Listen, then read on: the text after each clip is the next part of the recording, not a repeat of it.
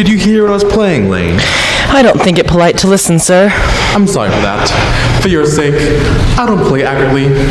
Anyone can play accurately, but I play with wonderful expression. As far as the piano is concerned, sentiment is my forte. I keep science for life. Yes, sir. And speaking of the science for life, have you got the sandwiches cut for Lady Bracknell? Yes, sir.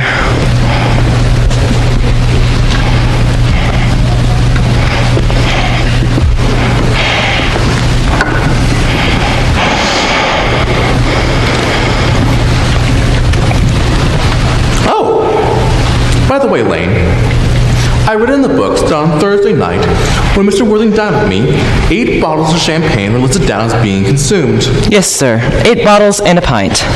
Why is it that at a bachelor's establishment, the servants invariably drink the champagne? I asked merely for information. I attribute it to the superior quality of the wine, sir.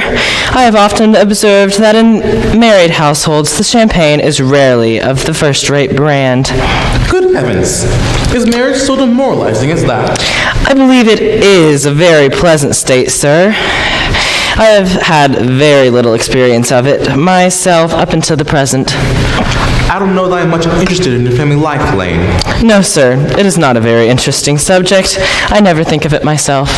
That'll do, Lane. Thank you, sir. Lane's views of marriage are somewhat lax, really. The lower orders, one ever sees of them. They seem, as a class, to have no sense of moral responsibility. Mr. Earnest Worthing. How are you, my dear Earnest? What brings you up to town? Oh, pleasure, pleasure. What brings one anywhere these days? Eating as usual, I see, Algy. I find it customary to always partake in refreshment at 5 o'clock. Where have you been since last Thursday? In the country. What on earth do you do there? When one is in town, one amuses oneself. When one is in the country, one amuses other people. And it is excessively boring. And who are these people you amuse? Oh, neighbors. Got nice neighbors in part of Shropshire. Perfectly horrid. Never speak to one of them. How immensely you must amuse them. Shropshire is in your county, is it not? Shropshire, yes, of course. Hello, why are these cups? Why cucumber sandwiches? Why such reckless extravagance in one so young? Who is coming to tea? Oh, merely Aunt Augusta and Gwendolyn. How perfectly delightful. Yes, but I don't think Aunt Augusta will quite like you being here. May I ask why? My dear fellow, the way you flirt with Gwendolyn is perfectly disgraceful. It's almost as bad as the way she flirts with you. I am in love with Gwendolyn. I have come up to town expressively to propose to her. I thought you'd come up for pleasure. I call that business. How utterly unromantic you are. There's nothing romantic in proposing. It's romantic to be in love, but nothing romantic about a definite proposal. One proposes, one usually is accepted. There, the sentiment is all over. Romance is an uncertainty. If I ever get married, I'll slowly try to forget the fact.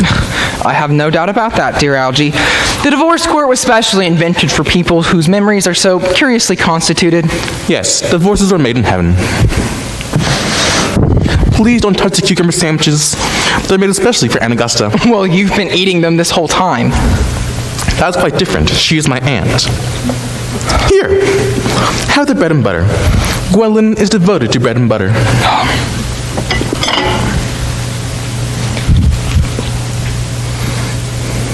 And very good bread and butter it is, too. Well, don't eat as if you're going to eat it all. You act as if you're married to her already. You are not married to her already. I don't think you ever will be. Why on earth do you say that? Well, in the first place, girls never marry who they flirt with. Girls don't think it right. Oh, that is nonsense. It isn't. It explains for the extraordinarily number of bachelors one sees all over the place. In the second place, I don't give my consent. Your consent? My dear fellow, Gwendolyn is my first cousin. And before I allow you to marry her, you must clear up the question of Cecily. Cecily?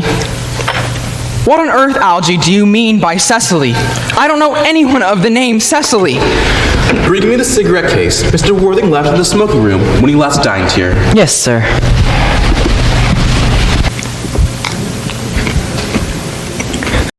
You mean to tell me you had my cigarette case this whole time? I wish to goodness you told me. I've been writing letters to Scotland Yard about it. I was very nearly offering a large reward. Oh, why, wish you would offer one. I happen to be unusually hard up. There's no use offering one now that the thing has been found. That's rather mean of you, Ernest. However, the description inside tells me this isn't your cigarette case. Of course it's mine. You've seen me with it 100 times. And you have no right whatsoever to read what's written on the inside. It's a very ungentlemanly thing to read a private cigarette case. Oh, it's absurd to have a fast rule about what should read and what one shouldn't. Half of modern culture depends on what one shouldn't read. I have no doubt about that. And I don't propose to talk modern culture. It isn't the sort of thing one should talk of in private. Just give it back to me. But this isn't your cigarette case. This cigarette case is a present of someone by the name of Cecily, and you said yourself you don't know anyone of that name. Well, if you must know, Cecily happens to be my aunt. Your aunt. Charming old lady, lives at Tunbridge Wells. Just give it back to me, Algy. But why is your aunt, who lives in Tunbridge Wells, call herself Little Cecily? From little Cecily, we were fondest love. What on earth is there in that? Some ants are tall, some ants are not tall. That is surely a matter each ant can decide for herself. You seem to think every ant should be exactly like your aunt. That's absurd. For goodness sake, Algy, just give it back. Let's not account why your dear Aunt Cecily, who in Tunbridge Wells, calls you her dear uncle.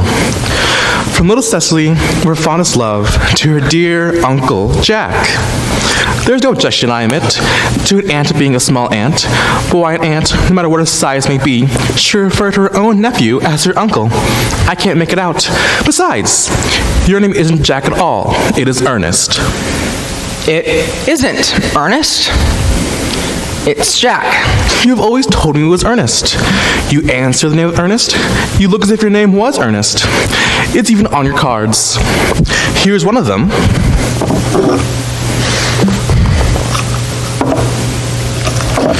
Mr. Ernest Worthing, B4 the Albany.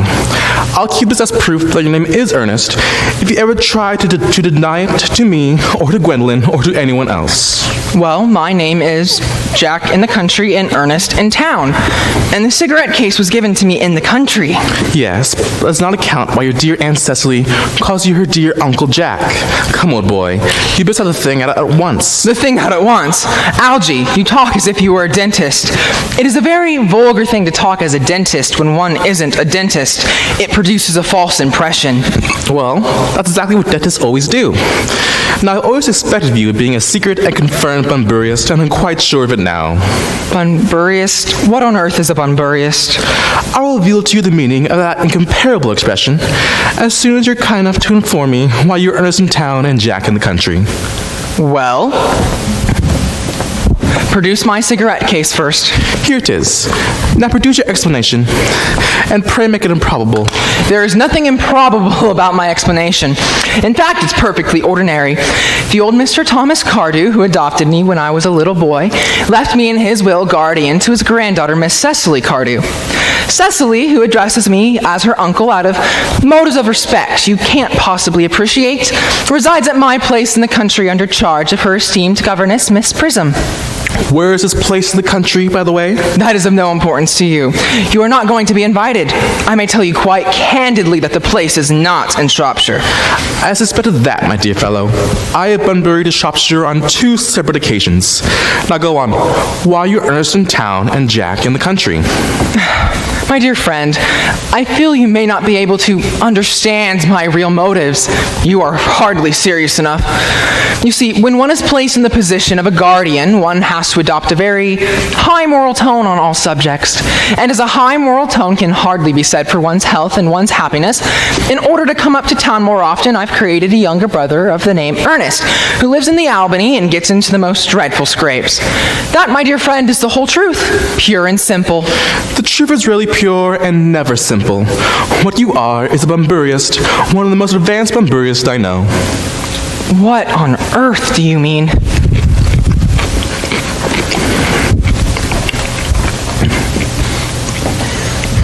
You have a very peaceful younger brother called Ernest, so you may come up to town as often as you like. I have been a very permanent invalid so I may go down to the country as often as I please. If it wasn't for Bunbury's extraordinarily bad health, for instance, I wouldn't be down in Field Willis's tonight, for I've been more than engaged to Aunt Augusta for more than a week. I haven't asked for you to dine with me anywhere tonight.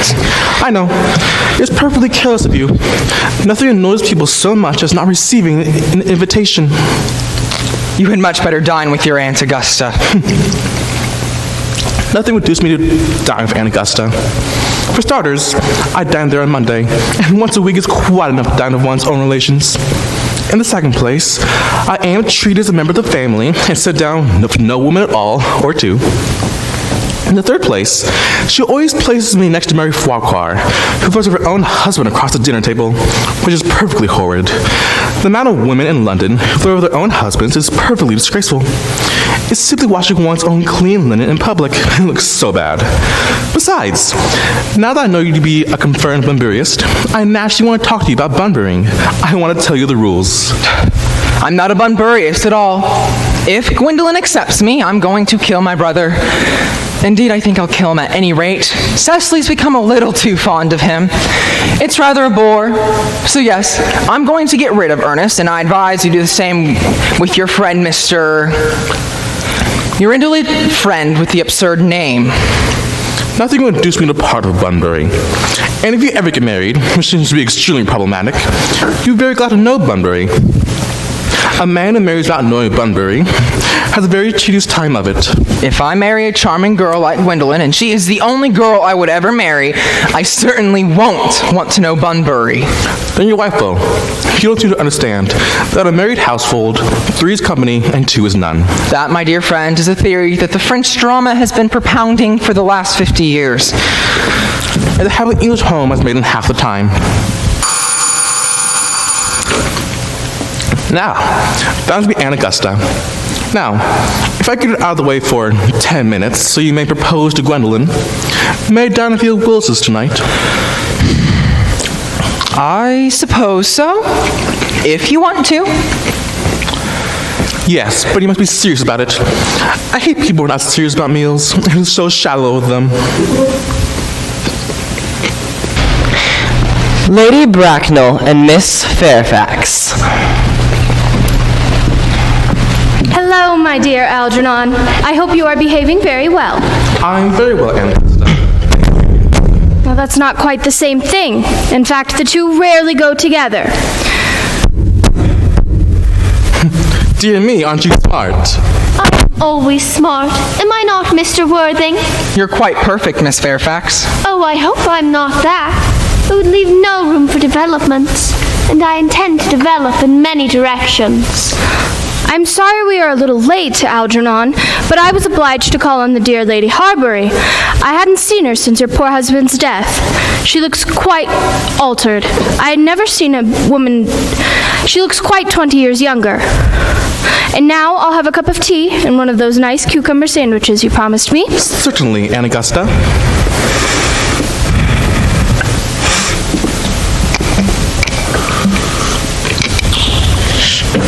Won't you come and sit here, Gwendolen? Thanks, Mama. I'm quite comfortable where I am. Good heavens, Lane! Why are there no cucumber sandwiches? I ordered them specially. There were no cucumbers at the market today, sir. I went down twice. No cucumbers? Not even for ready money. Now do, Lane. Thank you. Thank you, sir. I'm so sorry, Aunt Augusta, for bringing no cucumbers, not even for ready money. Oh, it really makes no matter, Algernon. I had some crumpets with Lady Harbury, who seems to me to be living entirely for pleasure now. I hear her hair has turned quite gold from grief. Indeed it has, but from what cause I cannot say. Thank you. I've quite a treat for you tonight. I'm going to put you down with Mary Farquhar. She's such a nice woman and so attentive to her husband.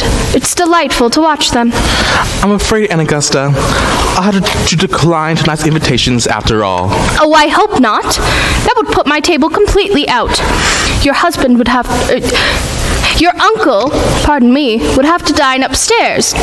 Fortunately, he is accustomed to that. It is a great burden and honestly a huge disappointment on my part. But you see, I just received a telegram that my poor friend Bunbury is very ill again. and they seem to think I should be with him. Strange. This Mr. Bunbury seems to suffer from curiously poor health. Yes, Bunbury is a dreadful invalid.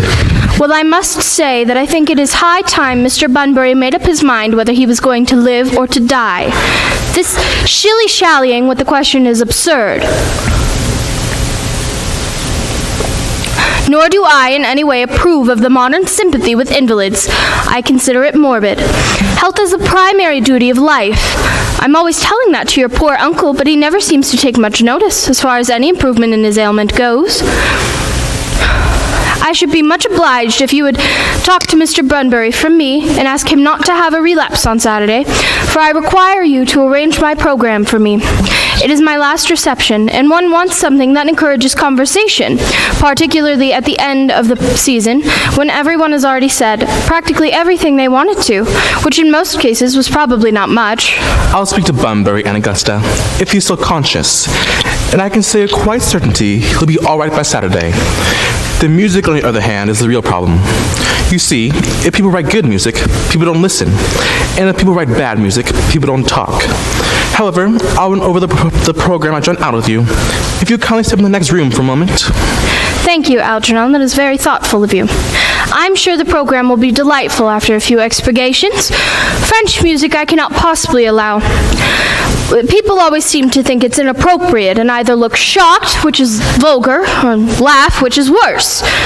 German music, on the other hand, seems to me a thoroughly respectable language, and indeed, I believe, is such. Gwendolyn, you will accompany me? Certainly, Mamma.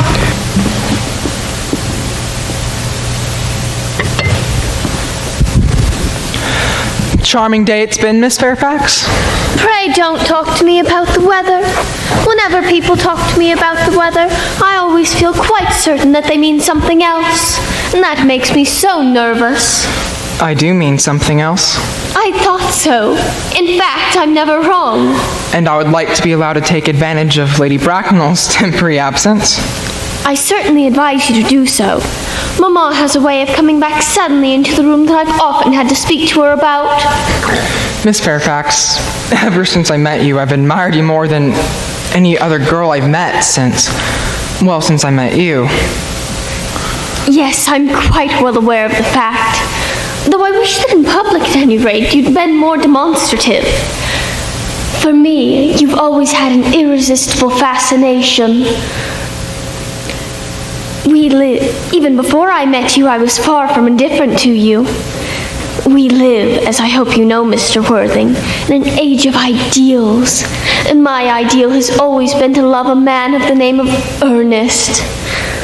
There is something in that name that inspires absolute confidence.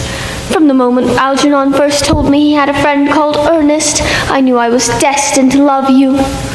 Oh, Gwendolyn, do you really love me? Passionately. Oh, darling, you don't know how happy you've made me. My own Earnest. But you don't mean to say you couldn't love me if my name wasn't Earnest. But your name is Earnest. Yes, but say it was something else. Do you mean to say you couldn't love me then? That is clearly a metaphysical speculation, and like most metaphysical speculations, has very little reference at all to the actual facts of real life as we know them. Yes, but I don't much care for the name Earnest.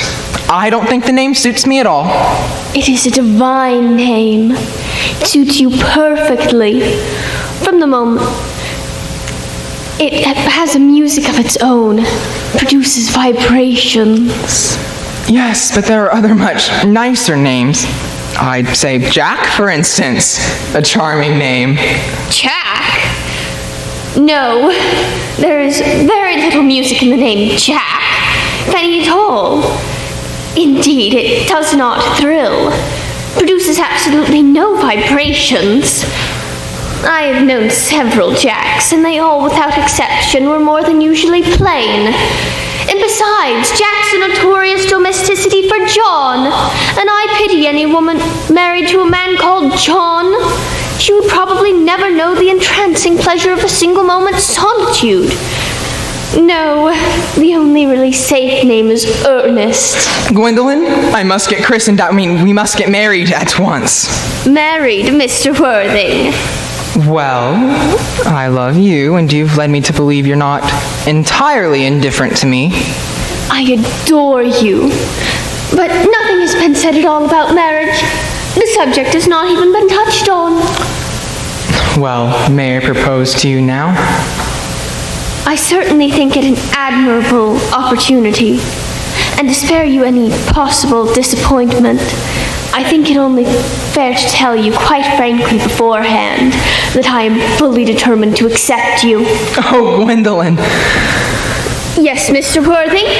What have you got to say to me? You know what I've got to say to you. Yes, but you don't say it. Gwendolyn, will you marry me?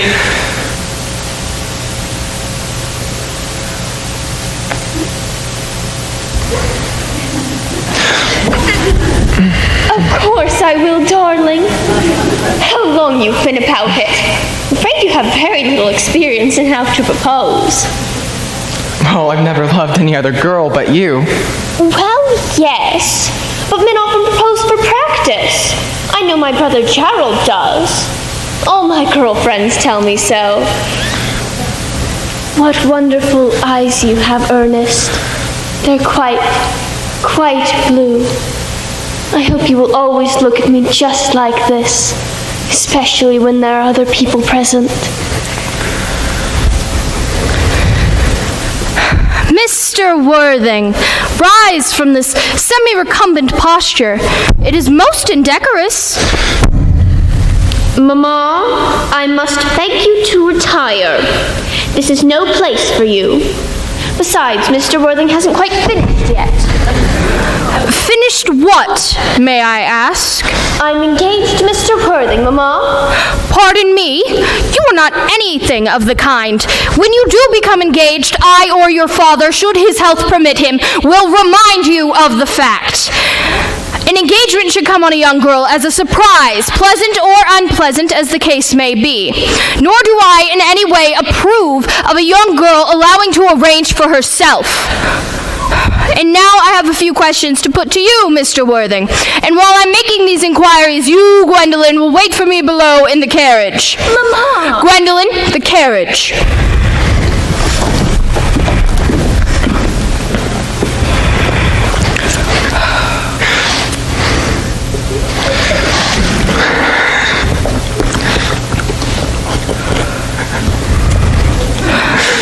Gwendolyn!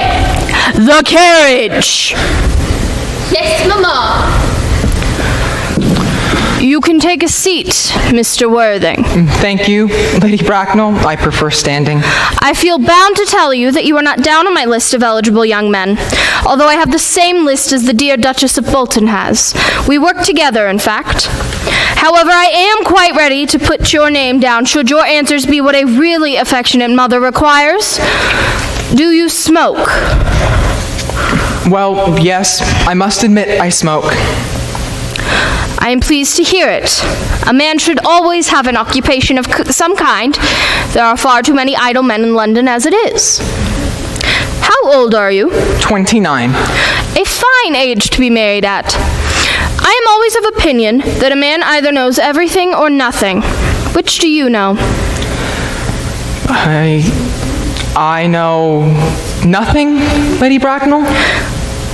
I am pleased to hear it. I don't approve of anything that tampers with natural ignorance. Ignorance is like a delicate exotic fruit. Touch it and the bloom dies. The whole theory of modern education is radically unsound.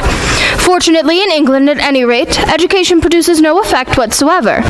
If it did, it would lead to acts of violence in Grosvenor Square and probably be dangerous for the upper classes. What is your income? Between 7,000 and 8,000 a year. In land or in investments? In investments, chiefly? That is satisfactory. What between the duties expected of one during one's life and the duties exacted from one after one's death, land ceases to be either a profit or a pleasure. It gives people position and prevents one from keeping it up. That is all that can be said about land. I do own a house in the country with some land attached to it, of course, about 1,500 acres. However, I don't rely on that for my main income. The only people who make anything out of it really are the poachers. A country house? How many bedrooms? Well, that point can be cleared up afterwards. You do have a townhouse, I hope. A girl with a simple, unspoiled nature like Gwendolyn could hardly be expected to reside in the country. I do own a house in Belgrave Square, but it is let to the year to a Lady Bloxham. Of course, I can get it back whenever I'd like, at 6 months' notice. Lady Bloxham? I don't know her. She goes about very little and is considerably advanced in years. But that gives no guarantee of respectability of character. What number in Belgrave Square? 149. Ah, the unfashionable side. I thought there was something. However, that can easily be altered. The fashion or the side? Both, if necessary, I presume. Now on to minor matters. Are your parents living? I have lost both my parents. To lose one parent, Mr. Worthing, may be regarded as a misfortune. To lose both looks like carelessness. Who was your father? He was evidently a man of some wealth. Was he born in what the radical papers call the purple of commerce, or did he rise from the ranks of the aristocracy? Well, Lady Bracknell, I said I had lost my parents, but it would be nearer to the truth to say that my parents have lost me. I don't know who I am by birth. I was found. Found? The late Mr. Thomas Cardew found me and gave me the name Worthing because he had a first-class ticket to Worthing in his front pocket. Worthing is a place in Sussex. It's a seaside resort. And where did the charitable gentleman with the first-class ticket to this seaside resort find you? In a handbag. A handbag? Yes, Lady Bracknell. A black leather, rather large handbag with handles on it. An ordinary handbag, in fact. And where did the Mr. James or Thomas Cardew come across this ordinary handbag? The cloakroom at Victoria Station. The cloakroom at Victoria Station? The Brighton line. The line is immaterial, Mr. Worthing. I must say I feel somewhat bewildered by what you have just told me. To be born, or at any rate bred, in a handbag, whether it had handles or not, seems to me to display a contempt for the ordinary decencies of family life that reminds me of one of the worst excesses of the French Revolution. And I sure hope that you know what that revolution led to. As for the particular locality in which the handbag was found, a cloakroom at a railway station might serve to conceal social indiscretions. Indeed, it probably has been used for that before now. But it could hardly be regarded as an assured basis for a regular position in good society. Well, what would you advise me to do? I need hardly say I do anything to ensure Gwendolyn's happiness. I would strongly advise you, Mr. Worthing, to try and acquire some relations as soon as possible, and to make a definite effort to produce at any rate one parent of either sex before the season is quite over. I don't see how that is possible, Lady Bracknell. I have the handbag back at home in my dressing room. I really think that should satisfy you. Me, sir? What has it to do with me? You could hardly imagine that I or Lord Bracknell would dream of allowing our only daughter, a girl brought up with the utmost care, to marry into a cloakroom and to form an alliance with a parcel? Good morning, Mr. Worthing. Good morning.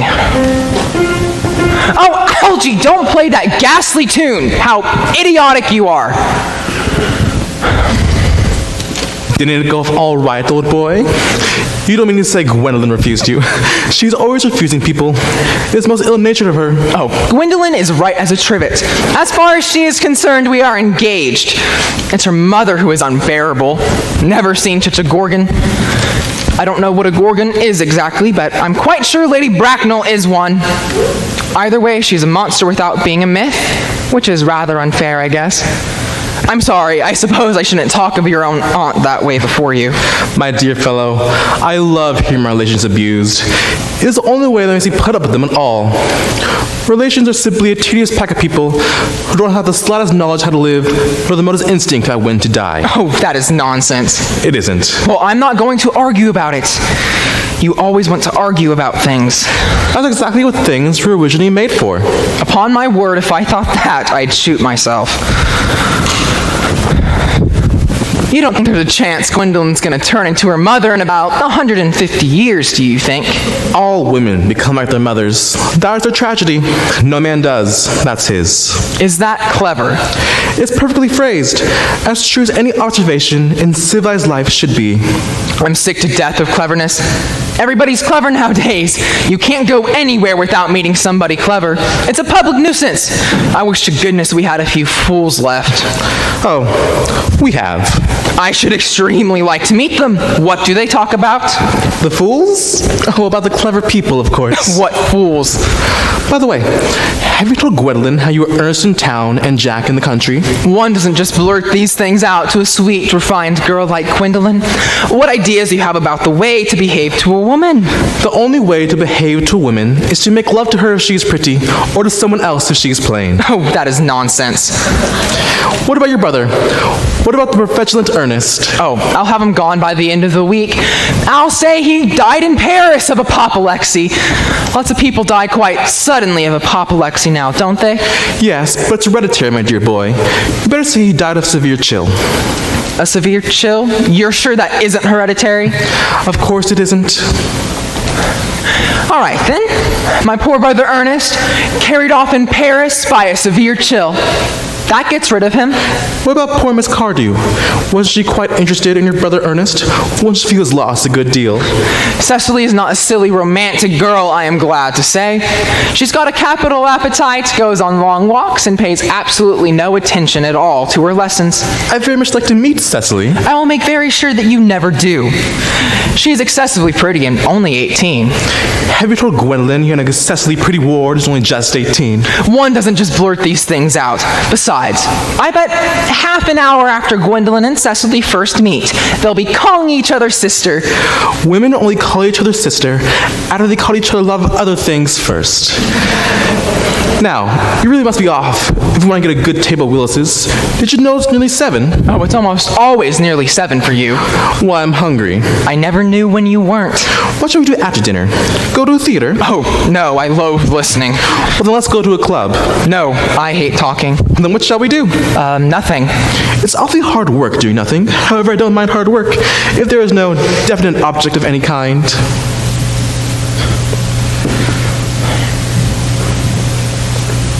Miss Fairfax. Gwendolyn, upon my word. Algy, kindly turn your back. I have something very particular to say to Mr. Worthing. Really, Gwendolyn, I don't think I can allow this at all. Algy, you always adopt a strictly immoral attitude towards life. You're not quite old enough to do that. My own one. Ernest, we may never be married. From the expression on Mamma's face, I fear we never shall. Few parents nowadays pay any regard to what their children say to them. The old-fashioned respect for the young is fast dying out. Whatever influence I had over Mamma, I lost at the age of 3. But although she may prevent us from becoming man and wife, and I may marry someone else and marry often, nothing she can ever do can ever alter my eternal devotion to you. Oh, Gwendolyn. The story of your romantic origin, as related to me by Mamma with unpleasing comments, has naturally stirred the deeper fibers of my being. Your Christian name makes you exquisitely incomprehensible to me. The simplicity of your character is amazing. Your town address at the Albany I have, but what is your address in the country?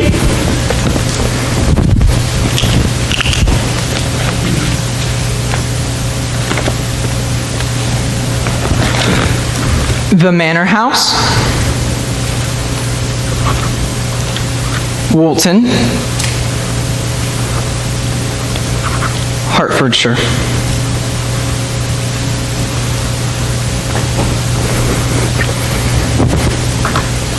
They have a good postal service, I suppose? It may be necessary to do something drastic, though that will require serious consideration.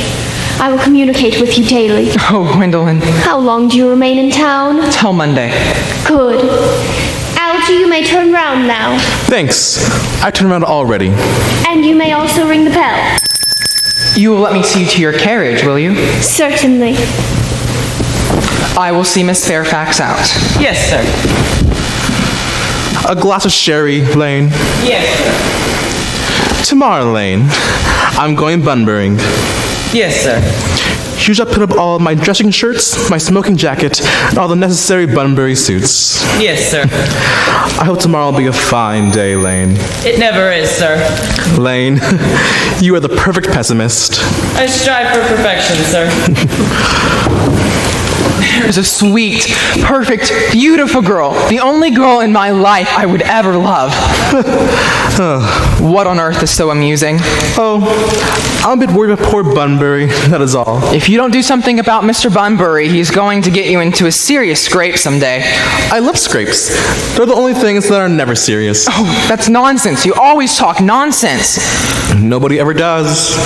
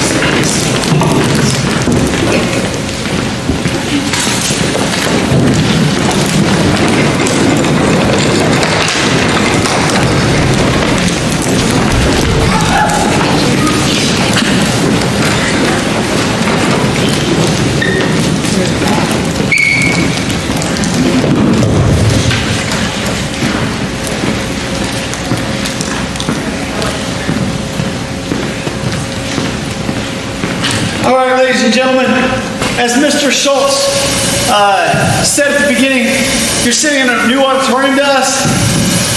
Out of breath, sorry. Now to show off our new lights, we have a light show that two students, our master electricians, Cody Christ and Sierra Morgan, they did this entire thing in a week. The only thing Mr. Schultz and I did was stay late so they could be in the building. So now, Brooklyn Bolin on the console, take it away.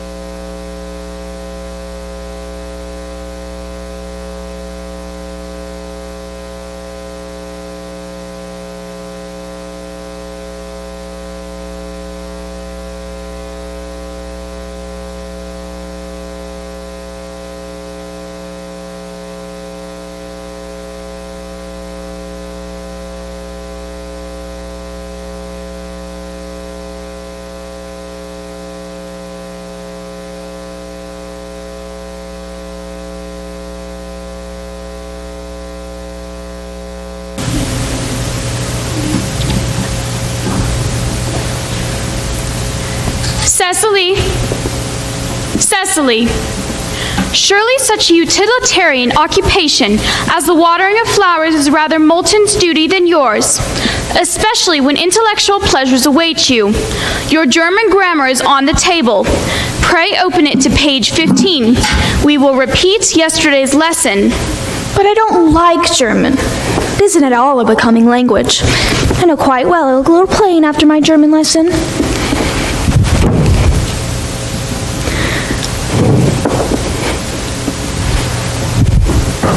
Child, you know how anxious your guardian is that you should improve yourself in every way.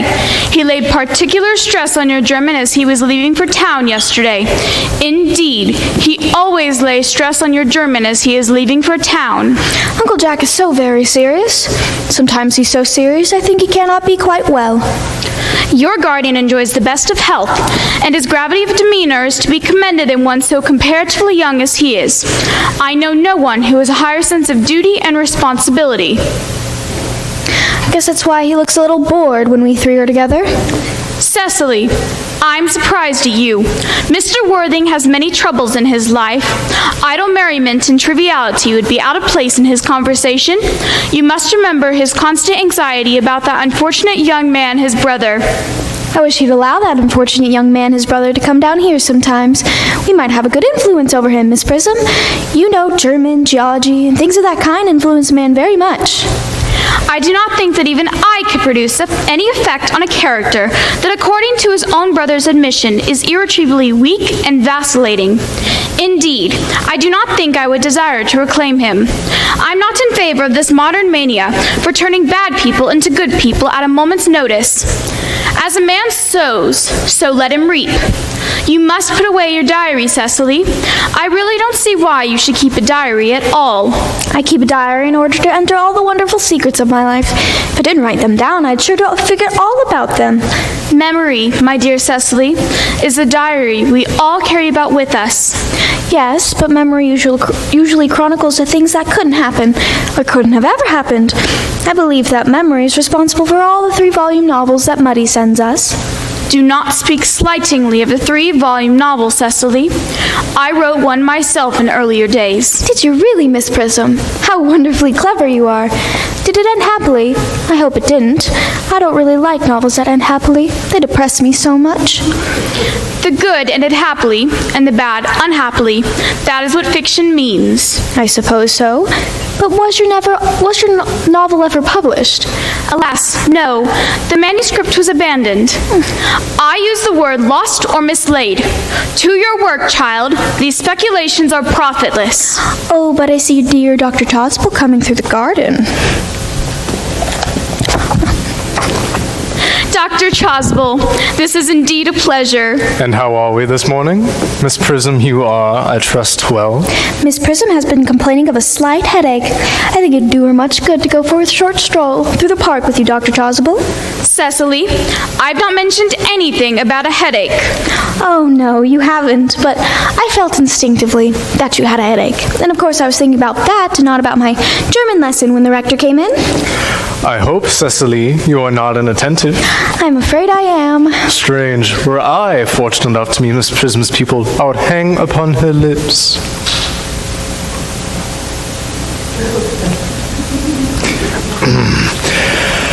I spoke metaphorically. My metaphor was drawn from bees. I suppose Mr. Worthing has not returned from town yet? We do not look for him until Monday afternoon. Ah, yes. He usually likes to spend his Sundays in London. He's not one whose sole aim is enjoyment, unlike that unfortunate young man his brother seems to be. But I should not disturb Agaria and her pupil any longer. Agaria, my name is Letitia, Doctor. A classical illusion, merely, drawn from the pagan authors. I shall see you both, no doubt, at evensong. I think I will have a stroll with you, dear Doctor. I find I have a headache after all, and a walk might do it good. With pleasure, Miss Prism, with pleasure. We might go as far as the schools and back. That would be delightful. Cecily, you will read your political economy in my absence. The chapter on the fall of rupee you may omit. It is somewhat too sensational. Even these metallic problems have their melodramatic side.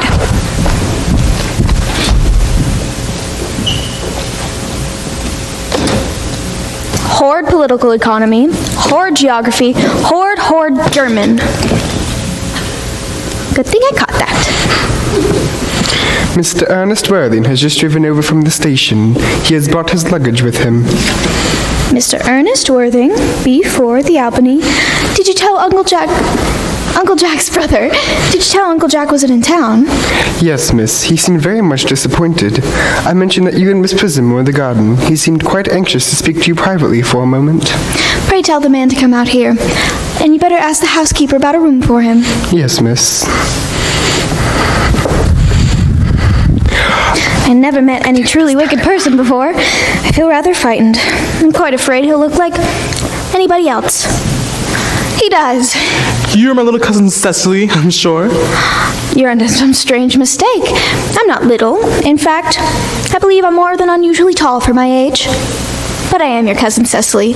You, from your card, I see, are Uncle Jack's brother, my cousin Ernest, my wicked cousin Ernest. Oh, I'm not wicked at all, Cecily.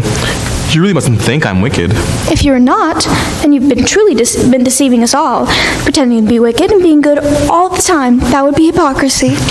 Oh, well, of course I've been rather reckless. I'm glad to hear it. In fact, now that you mention it, I've been bad in my own small way. I don't think you should be proud of that, though I'm sure it was very pleasant. It's much pleasanter being here with you. I don't understand how you're here at all. Uncle Jack won't be back till Monday afternoon. That is a great disappointment. I'm obliged to leave by the train Monday morning for a business appointment in London that I'm anxious to miss. Couldn't you miss it anywhere but in London? No, the appointment is in London.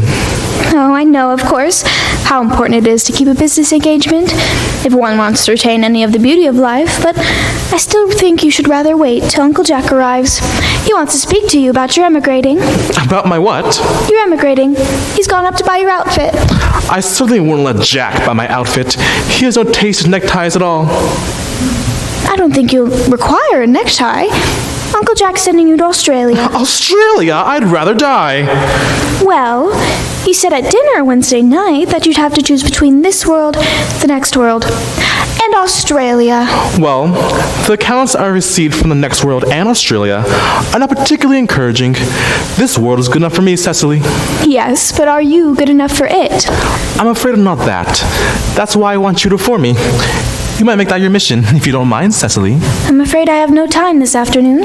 Then would you mind me reforming myself this afternoon? It is rather chaotic of you, but I think you should try. I will. I feel better already. You're looking a little worse. That is because I'm hungry.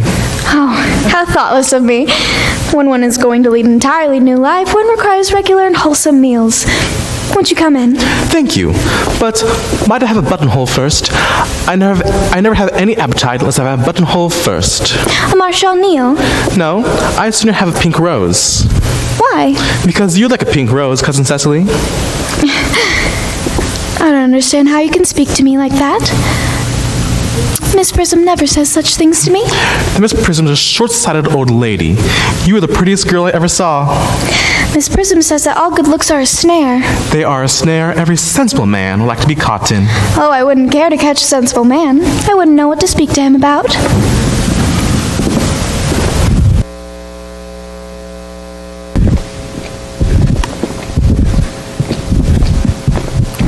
You are too much alone, dear Dr. Choswell. You should get married. A misanthrope I can understand, but a womanthrope never. Believe me, I do not deserve so nihilistic a phrase. The precept as well as the practice of the primitive church was distinctly against matrimony. That is obviously the reason why the primitive church has not lasted up to the present day. And you do not seem to realize, dear doctor, that by persistently remaining single, a man converts himself into a permanent public temptation. Men should be more careful. This very celibacy leads weaker vessels astray. But isn't a man equally attractive when married? No married man is ever attractive except to his wife. And often I've been told not even to her. That depends on the intellectual sympathies of the woman. Maturity can always be depended on. Ripeness can be trusted. Young women are green. I spoke horticulturally. My metaphor is drawn from fruits. But where is Cecily? Perhaps she followed us to the schools.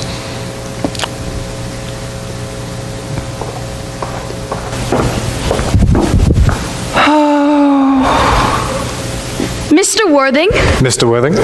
this is indeed a surprise. We did not look for you till Monday afternoon. I have returned sooner than I expected. Dr. Chasuble, I hope you are well. Mr. Worthing, I hope this garb of woe does not betoken some terrible calamity. My brother, More shameful deaths and extravagance. Still leading his life of pleasure? dead, Your brother Earnest, dead? quite dead. What a lesson for him. I trust he'll profit by it. Mr. Worthing, I offer my sincere condolence. You have at least the consolation of knowing you were the most generous and forgiving of brothers. Poor Ernest. He had many faults, but it is a sad, sad blow. Very sad indeed. Were you with him at the end? No, he died abroad, in Paris, in fact. I had a telegram from the manager of the Grand Hotel. Was the cause of death mentioned? A severe chill, it seems. As a man sows, so shall he reap. Charity, Miss Prism, charity. No one is perfect. I myself am peculiarly susceptible to droughts. Will the intimate take place here? No, he seems to have expressed a desire to be buried in Paris. In Paris? I fear that hardly points to any serious state of mind at the last. You would no doubt wish me to make some slight allusion to this tragic domestic affliction next Sunday. My sermon on the meaning of manna in the wilderness can be adapted to almost any occasion, joyful, or as in the present case, distressing. I've preached it at harvest celebrations, christenings, confirmations, days of humiliation, and festal days. The last time I delivered it was in the cathedral on behalf of the Society of Prevention of Discontent among the upper orders. The bishop, who was present at the time, was much struck by some of the analogies I drew. Oh, that reminds me. You mentioned christenings. You do christen all right, don't you? I mean, you are continually christening.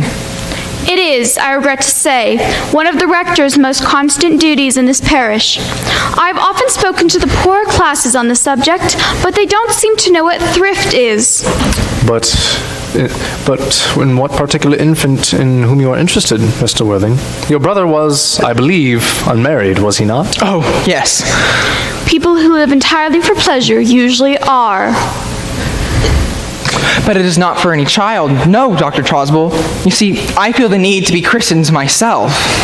But surely, Mr. Worthing, you've been christened already. I don't remember anything about it.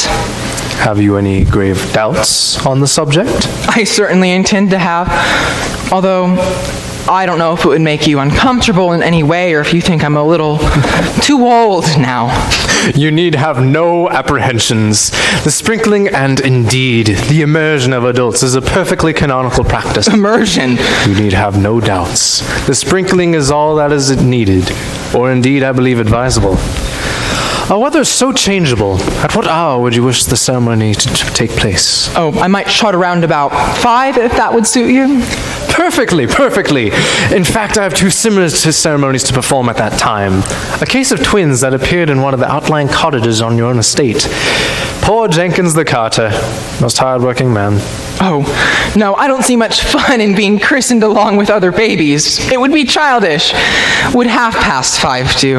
Admirably, admirably. And now, Mr. Worthing, I will no longer intrude into a house of sorrow. I only hope you are not too much bowed down by grief. What seem to us bitter trials are often blessings in disguise. This seems to me a blessing of an extremely obvious kind. Oh, Uncle Jack, I'm so glad to see you back. But what horrid clothes you've got on. Do go and change them. Cecily. My child, my child. Oh, do look happy. You look as if you had a toothache. I do have a surprise for you. Who do you think is in the dining room? Your brother. Who? Your brother, Ernest. He came down half an hour ago. What nonsense! I haven't got a brother! Oh, don't say that. However badly he may have behaved in the past, he's still your brother. You couldn't be so heartless as to disown him. I will go back inside and grab him, and you will shake hands with him, won't you, Uncle Jack? These are very joyful tidings. After we had all been resigned to his loss, his sudden return seems to me peculiarly distressing. My brother is in the dining room. I don't know what it all means. I think it's perfectly absurd. Good heavens! Brother John, I've come all the way down from London to say I'm deeply sorry for all the trouble I have given you, and I intend to live a better life in the future. Uncle Jack, you're not going to refuse your own brother's hand. Nothing will induce me to take his hand. I think his coming down here is disgraceful. He knows perfectly well why. Oh, don't say that. There's some good in everyone. Ernest has been telling me about his poor invalid friend Mr. Bunbury, whom he goes to visit so often. And surely there must be good in someone who leaves the pleasures of London to sit by a bed of pain. Oh, he's been talking to you about Bunbury, has he? Yes, he's told me all about Bunbury and his terrible state of health. Well, I won't have him talk to you about Bunbury or about anything else. It's enough to drive one perfectly frantic. I do admit the faults were all on my side, but I find Brother John's coldness to me peculiarly painful. I expected a more enthusiastic welcome, especially considering this is the first time I have come here. Uncle Jack, if you don't shake hands with Ernest, I'll never forgive you. Never forgive me? Never, never, never. Then this will be the last time I ever do it. It's beautiful, is it not? To see so perfect a reconciliation. I believe we might leave the two brothers together.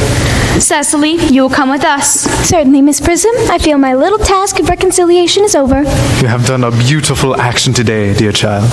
We must not be premature in our judgments. I feel very happy. You young scoundrel. You have got to leave. I don't allow any Bunburying here. I have put Mr. Earnest's things in the room next to yours, sir. What? Mr. Earnest's luggage, sir. I have put it in the room next to your own. His luggage? Yes, sir. 3 portmanteaus, a dressing case, 2 hat boxes, and 1 large luncheon basket. I'm afraid I can't stay more than a week this time. Merriman, order the dog cart at once. Mr. Earnest has been suddenly called back to town. Yes, sir. What a fearful liar you are, Jack. I have not been called back to town at all. Yes, you have. I haven't heard anyone call me. Your duty as a gentleman calls you. My duty as a gentleman has never interfered with my pleasures in the smallest degree. I have no doubt about that. Well, Cecily is a darling. I will not have you talk of Miss Cardew like that. I don't like it. Well, I don't like your clothes. They're perfectly ridiculous in them. It's awfully childish to be a deep mourning for a man who's actually staying in your own house for a week as a guest. I call it grotesque. You're not staying with me for a week as a guest or as anything else. You have got to leave by the 4:05 train. I certainly won't leave you so long as you're in mourning. It would be most unfriendly. If I were in mourning, you'd do the same for me, I suppose. I would think it very unkind if you didn't. Will you go if I change my clothes? Yes, if you aren't too long. I've never seen anyone take so long to dress with such little result. At any rate, that's always better than being so immensely overdressed as you are. If I'm a little immensely overdressed, I make up for it by always being immensely overeducated. Your vanity is ridiculous, your conduct an outrage, and your presence in my garden utterly absurd. But you have got to catch the 4:05, and I hope you have a comfortable journey back. This Bunburying, as you call it, has not been a great success for you. I think it's been a great success. I'm in love with Cecily, and that is everything. But I must see her before I go and make plans for another Bunburying. Ah, there she is. I merely came back just to water the roses. Weren't you with Uncle Jack? He's gone to order the dog cart for me. Is he going to take you on a nice drive? He's going to send me away. Then we've got to part. I'm afraid so. It's a very painful parting. It's always painful to part from someone whom one has just met. The absence of old friends, one can endure the equanimity, but even the momentary separation from one whom one has just been introduced is almost unbearable. Thank you. The dog cart is waiting, sir. It can wait, Merriman, for 5 5 minutes. Yes, miss.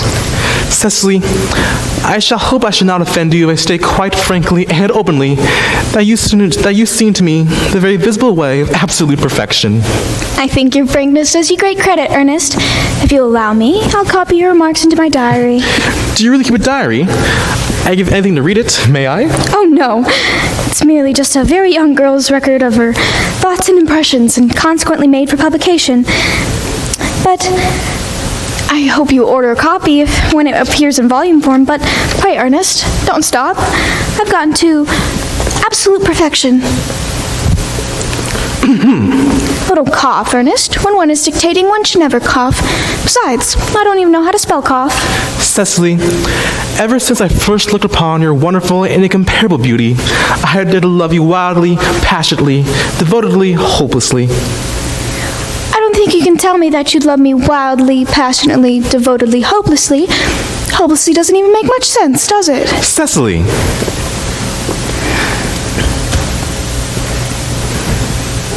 The dog cart is at the door, sir. Tell her to come around next week at the same hour. Yes, sir. Uncle Jack would be very much upset if he knew that you were staying at the same hour next week. Oh, I don't care about Uncle Jack at all. I don't care for anyone in the whole world but you. I love you, Cecily. You will marry me, won't you? Oh, why, of course. We've been engaged for the past 3 months.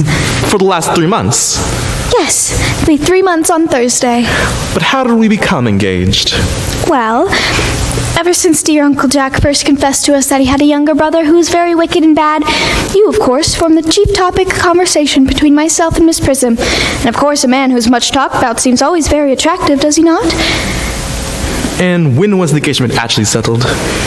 On the February 14th last, worn out by your entire ignorance of my existence, I decided to end the matter one way or another, and after a long struggle with myself, I accepted you under this dear old tree here. And the next day, I bought this little ring in your name and a little bangle with a true lover's knot I promised to always wear. Did I give you this? It's very pretty, isn't it? Yes, it's my excuse for you leading such a bad life, your good taste and all. Oh, and here are your letters. My letters? But my dear sweet Cecily, I have not written you any letters. You needn't remind me of that, Ernest. I know only too well that I was forced to write them for you. I wrote always 3 times a week and sometimes oftener. Oh, do let me read them, Cecily. Oh no, it would make you far too conceited. And besides, the one you wrote to me after I'd broken off the engagement was so beautiful and so badly spelled that even now I can hardly read them without crying a little. But was our engagement ever broken off? Yes, on March 22nd. You can see the entry here if you'd like. Today I broke off the engagement with Ernest. I feel it is better to do so. The weather still continues charming. But why on earth did you break it off? What have I done? I did nothing at all, Cecily. I'm really hurt to hear you broke it off, particularly when the weather was so charming. It would have hardly been a really actual engagement if it hadn't been broken off at least once. But I forgave you before the week was out. What a perfect angel you are, Cecily. My good boy, does your hair curl naturally? Yes, with a little help from others. I'm glad to hear it. You'll never break off our engagement again, Cecily? I don't think I could now that I've actually met you. And besides, of course, there's the question of your name. Yes, of course. Don't laugh at me, darling, but it's always been a girlish dream of mine to marry a man whose name was Earnest. I pity a poor woman whose husband is not called Earnest. But my dear sweet child, do you mean to say you could not love me if I had some other name? But what name? Oh, any name you like. Algernon, for instance. I don't like Algernon. But my dear sweet Cecily, I really can't see why you'd object to the name of Algernon. It is not all a bad name. In fact, it's a rather aristocratic name. Half the chaps at the bankruptcy court go by Algernon. But seriously, Cecily, if my name were Algie, couldn't you love me? I might respect you, Ernest. I might admire your character, but I don't think I could give you my undivided attention. Cecily, your rector here is familiar with all the rites and ceremonials of the church, correct? Oh, yes. Dr. Troswell's a most learned man. He's never written a single book, so you can imagine how much he knows. I must see on the most important christening, the most important business. Oh? I shan't be away more than half an hour.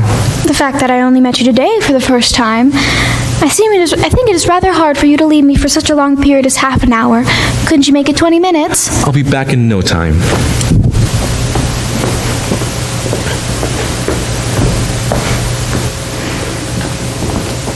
What an impetuous boy he is. I like his hair so much. I'll copy his remarks in my diary.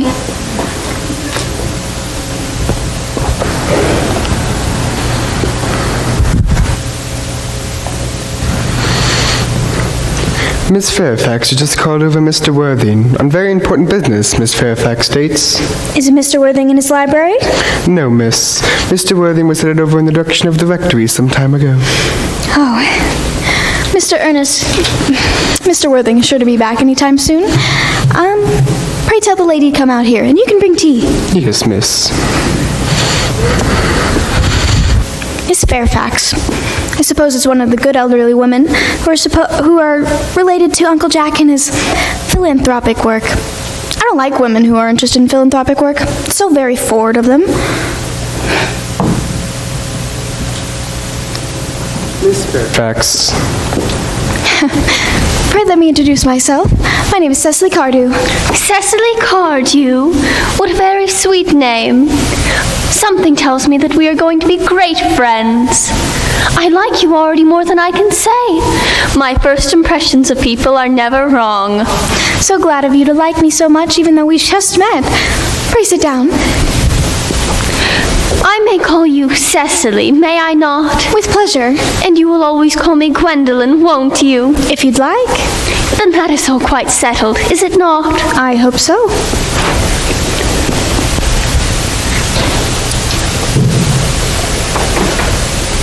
Perhaps this might be a favorable opportunity for my mentioning who I am. My father is Lord Bracknell. You've never heard of Papa, I suppose? I don't believe so. Outside the family circle, Papa is, I am glad to say, entirely unknown. The home seems to me to be the proper sphere for the man. And certainly once a man begins to neglect his domestic duties, he becomes painfully effeminate, does he not? And I don't like that. It makes men so very attractive. Cecily, Mamma, whose views on education are remarkably strict, has brought me up to be incredibly short-sighted. So do you mind if I look at you through my glasses? Oh, not at all, Gwendolyn. I quite like being looked at.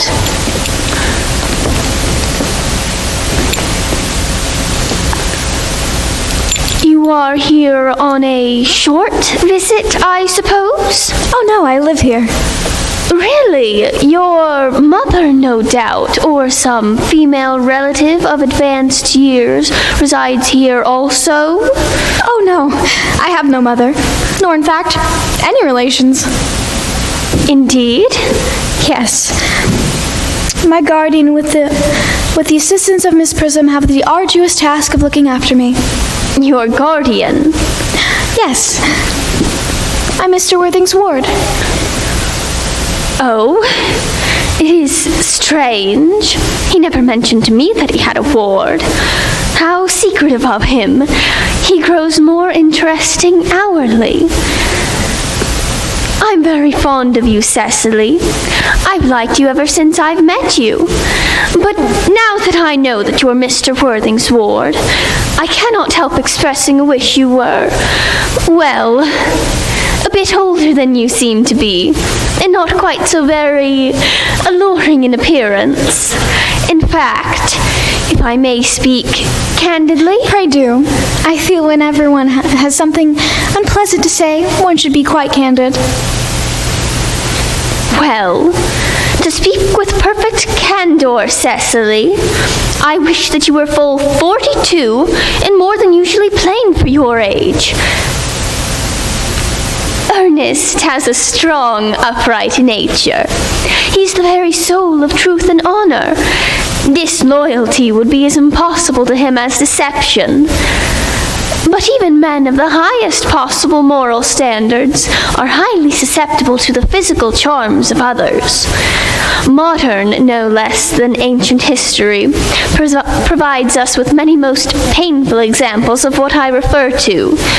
If it were not so, history would be, indeed, unreadable. Excuse me, Gwendolyn. Did you say Earnest? Yes. But it is not Mr. Earnest Worthing who's my guardian. It's his brother, his elder brother.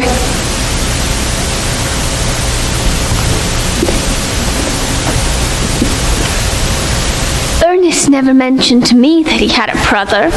I'm sorry to say, but they have not been on good terms as of late. Ah, that accounts for it. And now that I think of it, I've never heard any man mention his brother. The subject seems distasteful to most men. Cecily, you have lifted a load from my mind. I was growing almost anxious. It would have been terrible if any cloud had come across a friendship like ours, would it not? Though you are quite sure that it is not Mr. Earnest Worthing who is your guardian? Quite sure. In fact, I'm going to be his. I beg your pardon? My dear Gwendolyn, there's no reason why I should make it a secret of it to you. Our little county newspaper is sure to chronicle the fact next week. Mr. Ernest Worthing and I are engaged to be married. My dearest Cecily, there must be some slight error. Mr. Ernest Worthing is engaged to me. The announcement will appear in the Morning Post on Saturday at the latest. There must be some misunderstanding, because Ernest proposed to me exactly 5 minutes ago. It is certainly strange, for he proposed to me yesterday afternoon at 5:30.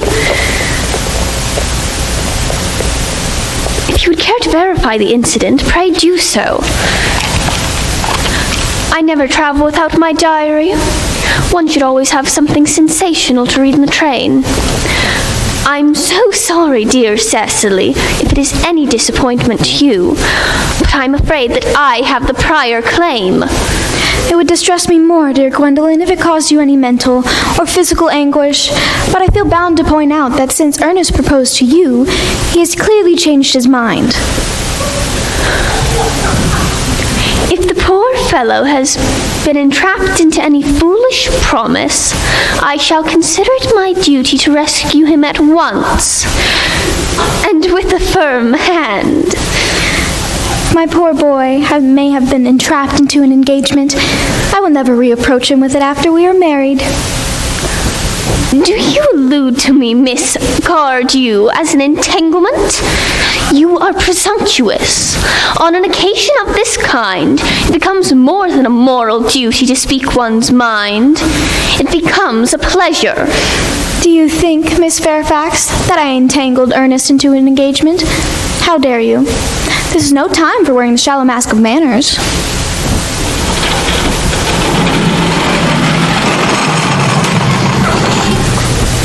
Should I lay the tea here as usual, miss?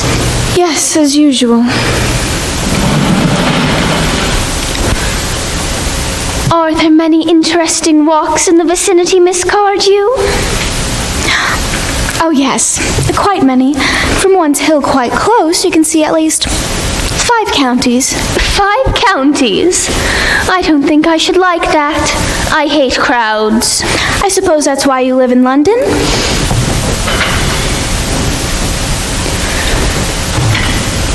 Quite a well-kept garden this is, Miss Cardew. So glad you like it, Miss Fairfax. I had no idea there were any flowers in the country. Oh, flowers are as common here as people are in London. It is beyond me how anybody manages to exist in the country. If anybody who is anybody does. The country always bores me to death. Oh, this is what the newspaper call agricultural depression, is it not?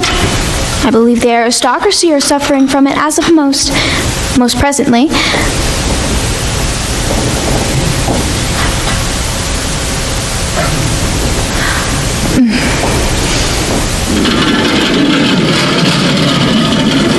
Would you like some tea, Miss Fairfax?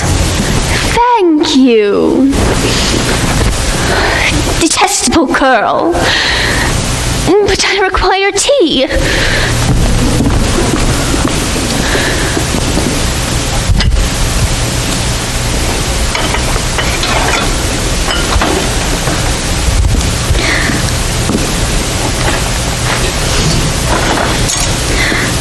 Would you like any sugar, Miss Fairfax?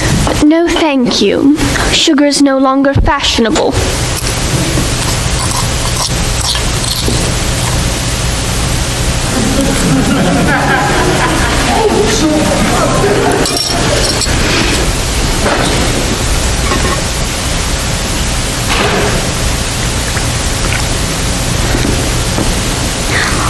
Would you like tea? Would you like cake or bread and butter? Bread and butter, please.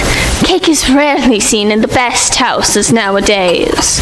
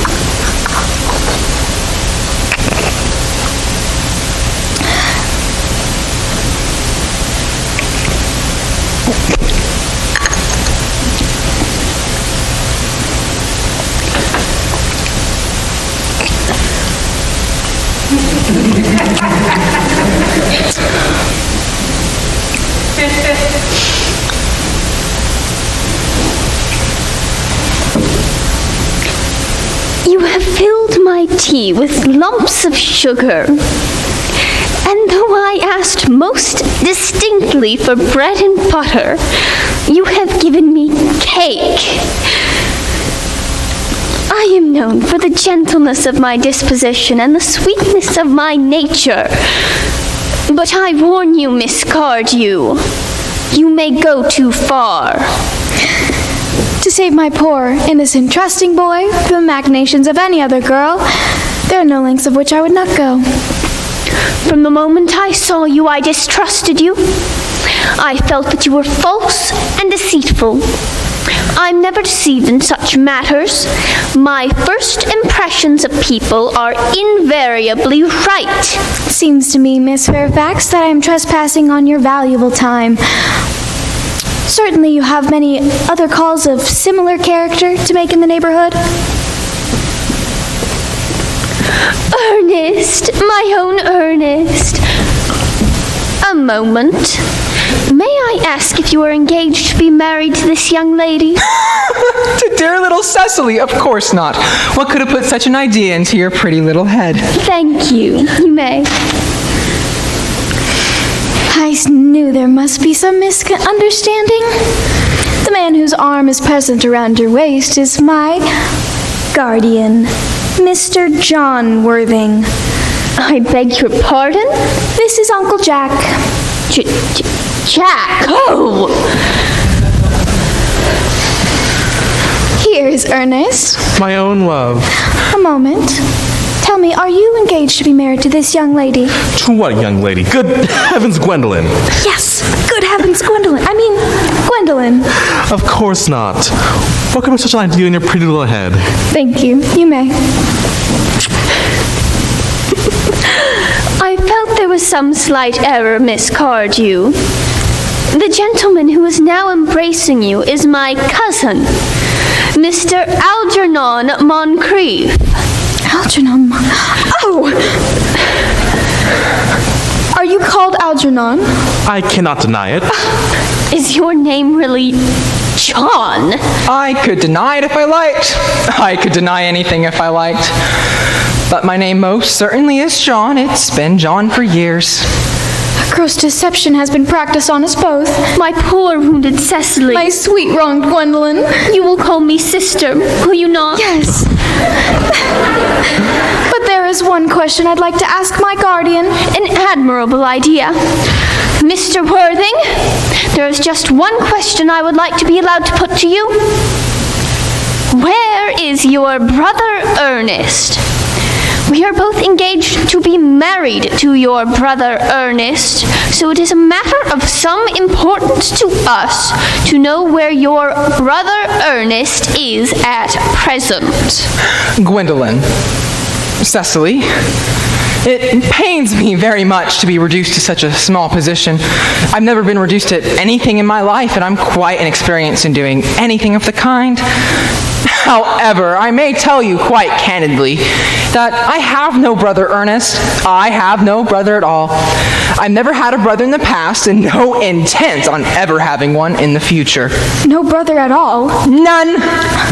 Had you never a brother of any kind? Never. Not even of any kind. I'm afraid it is quite clear to me, Cecily, that neither of us is engaged to be married to anyone. It's not a good position to find a young girl in, is it? Let us go into the house. They will hardly venture to come after us there. No, men are so cowardly, aren't they?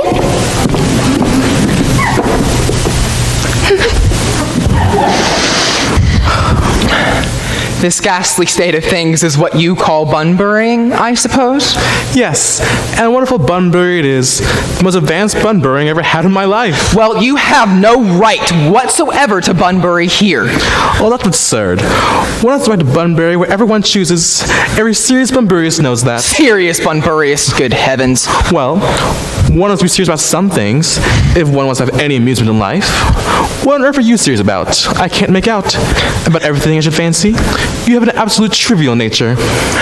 The one good thing that has come from this is you won't be able to come down to the country quite so often, as your friend Mr. Bunbury is quite exploded.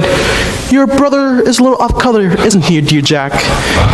You want you to go up to London as frequently as your weekly custom was, and not a bad thing either. As for your conduct towards Miss Cardew, I say you taking in a sweet, simple, innocent girl like that is quite inexcusable, to say nothing of the fact that she is my ward.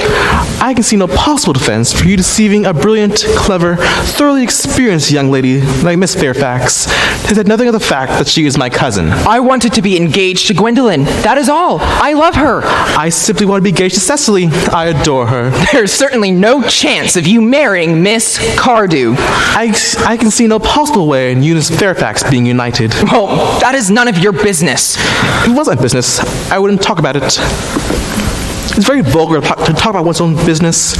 Only people like stockbrokers do that, and then really at dinner parties. How you can sit there, calmly eating muffins when we are in this horrible trouble I can't make out. You seem to me to be perfectly heartless. Well, I can't eat muffins in an agitated manner. The butter probably get in my cuffs. One should always eat muffins quite calmly. Besides, I really like muffins. Well, that is no use of you eating them all in that greedy way. At the present moment, I'm eating these muffins because I'm unhappy. As anyone who knows me intimately would tell you, I refuse everything except food and drink. Besides, I'm particularly fond of muffins. It's particularly heartless that you're eating them at all. I wish you'd have the tea cake instead. I don't like tea cake. I suppose a man may eat his own muffins in his own garden. But you just said it was perfectly heartless to eat the muffins. I said it was perfectly heartless of you. There's a difference. Yes, but the muffins are the same. Algernon, why don't you go? You can't possibly ask me to go without having some dinner first. The only people to leave out having dinner are vegetarians and people like that. Besides, I just made arrangements with Dr. Choswell to be christened at 5:45 under the name of Earnest. The sooner you give up that nonsense, the better. I made arrangements with Dr. Choswell this morning to be christened at 5:30, and I naturally will take the name of Earnest. Gwendolyn would wish it. We both can't be christened Earnest. It's absurd. Besides, I have a perfect right to be christened. There is no evidence at all that I have ever been christened, and I should think it extremely probable that I never was, and Dr. Choswell agrees. It is entirely different in your case. You have been christened. Yes, but I've been christened in years. Yes, but you have been christened. Yes, so my constitution can stand it. However, since you think you've never been christened, I'd say it's very dangerous you're venturing on it now. Did you forget you had a dear friend in Paris who just carried off by a severe chill? But you said yourself that wasn't hereditary. It used to be, I know, but I dare say it is now. Science is always making wonderful improvements in things. Oh, that's nonsense. You always talk nothing but nonsense. Jack, you were at the muffins again. I told you I was particularly fond of muffins. Algernon, why don't you go? I have already asked you to leave. I haven't finished my tea yet, and there is still one muffin left.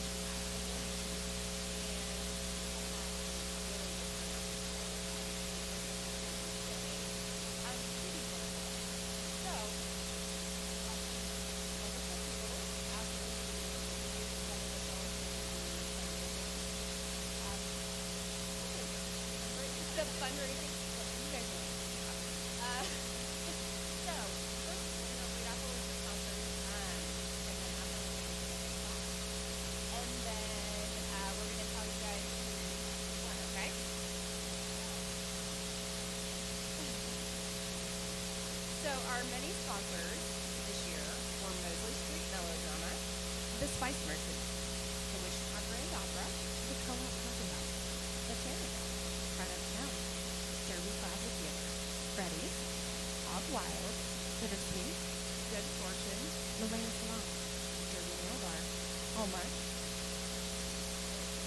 The New Age Center, The Bouchard Family, The Tanner Family, The Thompson Family.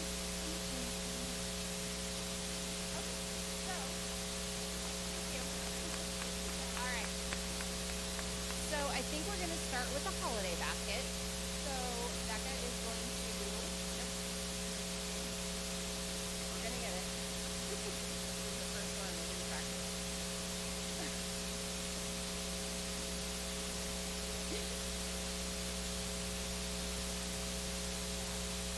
The numbers. The number is 031.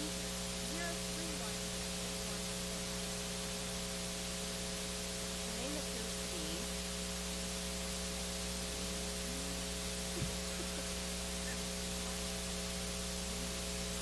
Louis Margaret. Does anybody have that name? Oh, very good.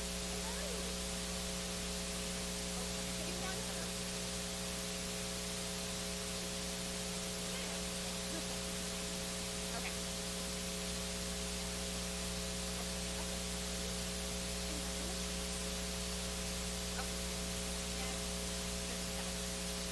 Okay, and so RV is going to do the concert section. Winner is Kevin Rue. Woo!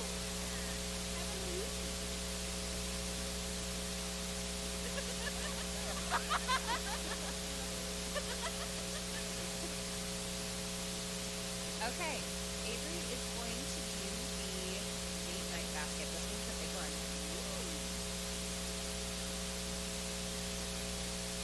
Sarah. Yeah! Congratulations. Parker is going to do the Spice Merchant basket.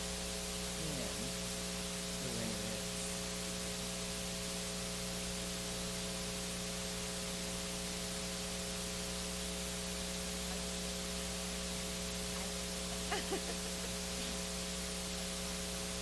Congratulations. Congratulations. And Olivia has the self-care.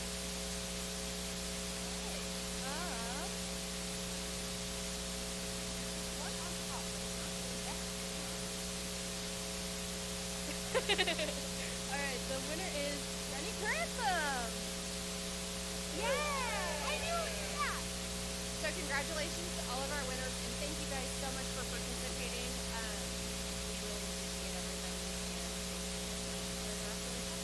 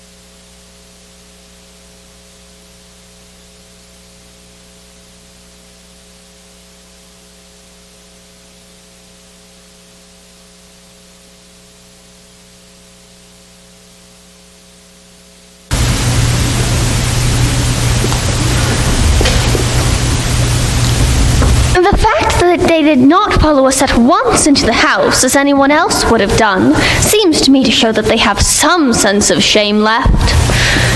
They've been eating muffins. That looks like repentance. They don't seem to notice us at all. Couldn't you cough? I haven't got a cough. They're looking at us. What effrontery. They're approaching. That's forward of them. Let us preserve a dignified silence. Certainly. It's the only thing to do now.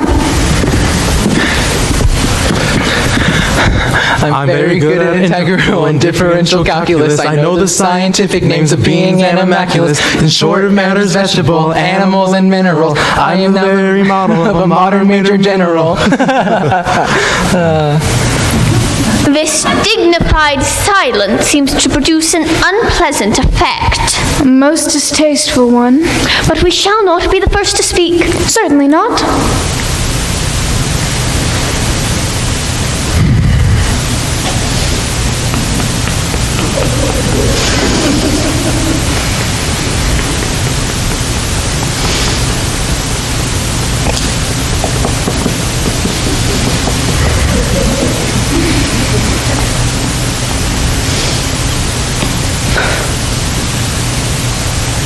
Mr. Worthing, I have something very particular to say to you. Much depends on your reply. Gwendolyn, your common sense is invaluable. Mr. Moncrief, please kindly answer me the following question. Why did you pretend to be my guardian's brother? In order that I may have the opportunity in meeting you. That's a most satisfactory answer. Yes, dear, if you can believe him. I don't. But that doesn't change the wonderful beauty of his answer. True. In matters of great importance, style, not sincerity, is the vital thing. Mr. Worthing, what explanation can you offer to me for pretending to have a brother? Was it in order that you might have had an opportunity of coming up to town to see me as often as possible? Can you doubt it, Miss Fairfax? I have the gravest doubts upon the subject, but I intend to crush them. This is not the moment for German skepticism. Their answers appear to be quite satisfactory, especially Mr. Worthing's. That seems to me to have the stamp of truth upon it. I'm more than content with what Mr. Moncrief said. His voice alone inspires one with absolute credulity. Then you think we should forgive them? No. True. There are principles at stake that one cannot surrender. Which of us should tell them? The task is not a pleasant one. Could we not both speak at the same time? An excellent idea. I nearly always speak at the same time as other people. Will you take the time from me? Certainly. Your Christian names are still an insuperable barrier. That is all. Our Christian names, is that all? But we are going to be christened this afternoon. For my sake, you are prepared to do this terrible thing? I am. To please me, you ready to face this fearful ordeal? I am. How absurd to talk of the equality of the sexes. Where matters of self-sacrifice are concerned, men are infinitely beyond us. We are. They have moments of physical courage. We women know absolutely nothing. Darling. Darling.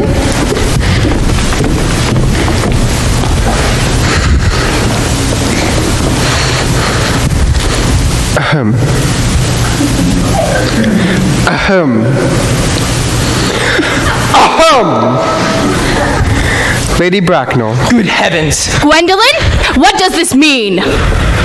Merely that I am engaged to Mr. Worthing, Mamma. Come here. Sit down. Sit down immediately. Hesitation of any kind is a sign of mental decay in the young, of physical weakness in the old. Apprised, sir, by my daughter's sudden flight from her trusty maid, whose confidence I had purchased by means of a small coin, I had followed her at once by a luggage train. Her unhappy father is, I am pleased to say, under the impression she is attending a more than usually lengthy lecture at the university. I do not propose to undeceive him. Nor have I ever undeceived him on any question. I would consider it wrong. Of course, you must know that all communication between yourself and my daughter must cease immediately from this moment.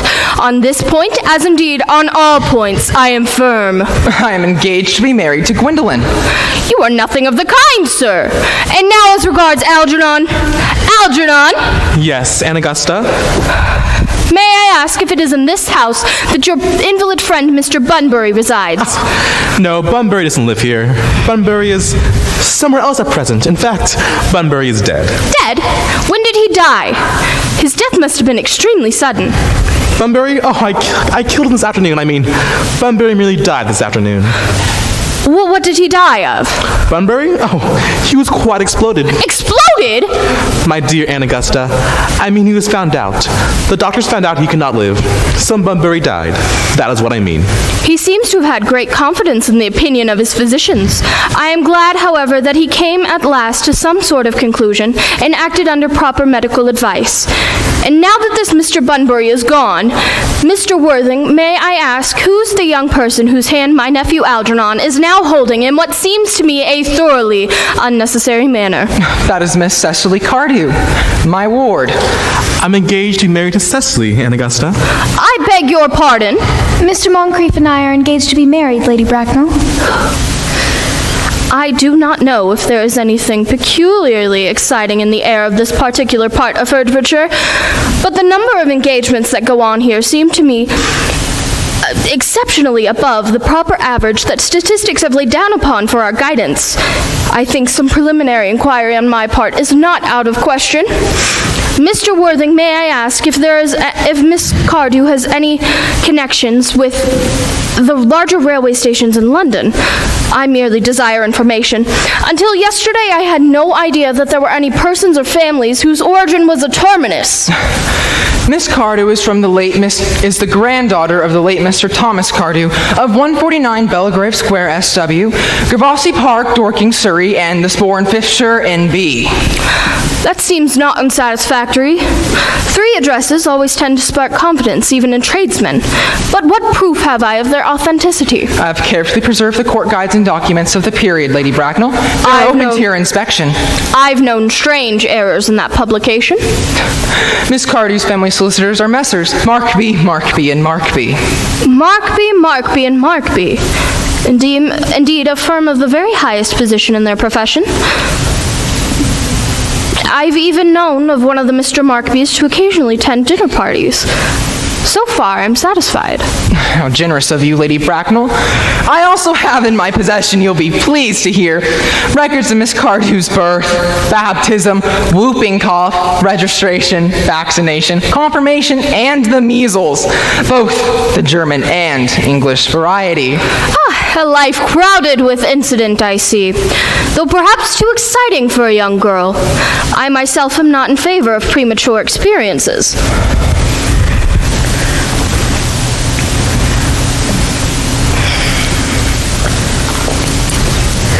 Gwendolen, the time approaches for our departure. We've not a moment to lose. I had better ask as a matter of form, Mr. Worthing, if your ward has any little fortune. Oh, only about £130,000 in the funds. That is all. Good day. So good to have seen you, Lady Bracknell. A moment, Mr. Worthing. £130,000, and in the funds! Miss Cardew seems to me a most attractive young lady now that I look at her. Few girls of the present time have any real qualities that last and improve with time. We live, I regret to say, in an age of surfaces. Come here, child.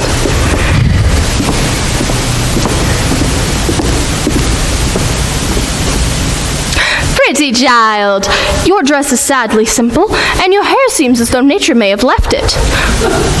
But we can soon alter all of that. A thoroughly experienced French maid can produce a really marvelous quality in a very brief space of time. I remember recommending one to a Lady Lansing, and after 3 months, her own husband did not know her. And after 6 months, nobody knew her. Kindly turn around, dear. No, the side view is what I want. Ah, just as I expected. There are distinct social possibilities in your profile. 2 weak points in our age are its want of principle and its want of profile. The chin a little higher, dear. Style largely depends on the way the chin is worn, and it is worn very high just at present. Algernon?